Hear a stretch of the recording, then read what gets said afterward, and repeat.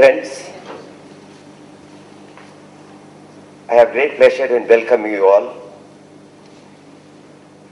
to the first of the many sessions to be held in connection with the World Classical Tamil Conference. It so happens that the 4 persons who are listed to present their papers are to speak in English.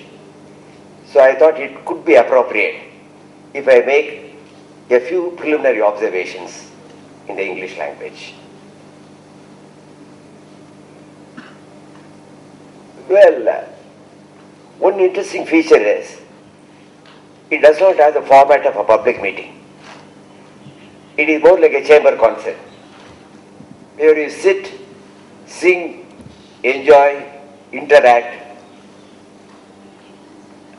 and incidentally benefit, hopefully.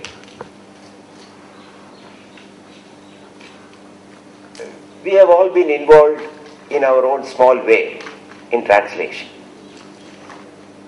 I think it will be interesting to begin at the very beginning. Maybe translation started with the first human being. The primitive man tried to translate his thoughts and emotions into some incoherent sounds accompanied by some body language. Maybe over the centuries, perhaps over millennia, those incoherent sounds attained a certain coherence and personality. Perhaps the sounds evolved into words, and words perhaps later into structured sentences. And so the language must have been born. I guess the primitive man and even his immediate successors used this language possibly to interact only with their small clan group. The language could even have been a sort of a protective boundary, a code language that is understood only within the clan and which can't be penetrated by other clans. That, I guess, was a long time ago. We have traveled very far, and the world has shrunk into a global village, and we are all wired now. Interdependence, mutual understanding, coordination, these have become imperatives for modern day living. The irresistible force of globalization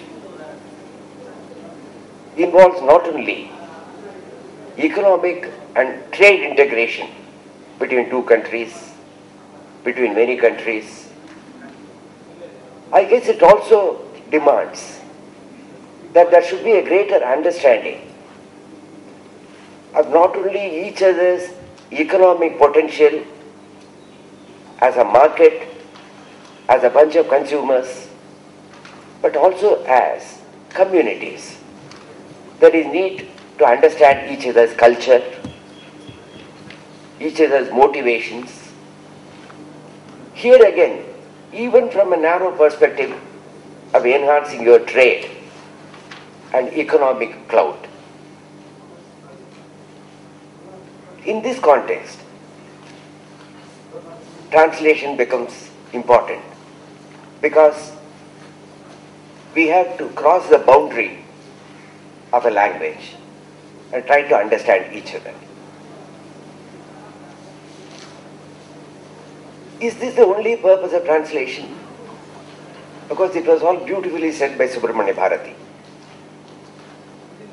Is that Piranattu Nallaringal Sathiram Tamil Moyil Perthal Vendum. Fair enough.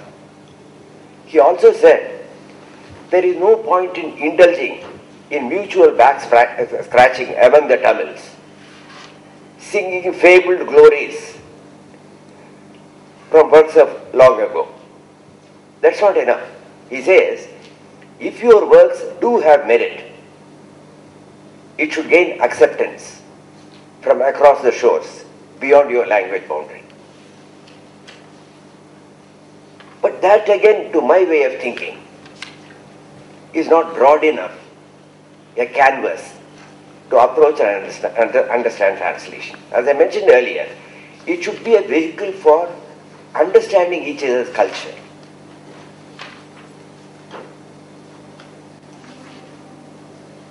You can't have an unlimited, rimless mandate in translation. We have limited resources, not only in terms of the money to be allocated as a budget, but also in terms of human potential, human resource. So it will be of interest to prepare an intellectual budget, if I may, of the translation effort, taking into account the economic and the HRD resources. Well, first, I thought, as a backgrounder, it will be interesting to have a look at what is worth translating from Tamil outwards. Number one. Number two, what is essential to be imported through translation into Tamil? Let us take the first thing first, namely, what does Tamil have to offer to the outside world? The way I look at it is this: it is not just to preen your glory. Do you have anything really worthwhile to offer? Do you have really something really great to showcase? I have reason to believe we have, even with all the modesty at my command. Some of the lofty literary treasures of the Sangam age is worth carrying to outside world. See, particularly, there is a lot that is universalist, essentially human and humanist that you find in Sangam literature. I mean, there are also parts of Sangam literature which may not make much sense, particularly the gruesome pictures of the fields of war and battle. There are poems which talk of a whole field being like a Chandala Kodambu. It is a churn. It has been turned into a mushy affair with human blood irrigating that land. Skulls are being tossed around by tuskers. I think the world can do well without these gruesome descriptions of battle. But as I mentioned, there are universalist elements. Tirukkural, for instance. And the vibrant devotional intensity of the Bhakti literature of Avars and Nayanmars. And the tremendous efflorescence of new literature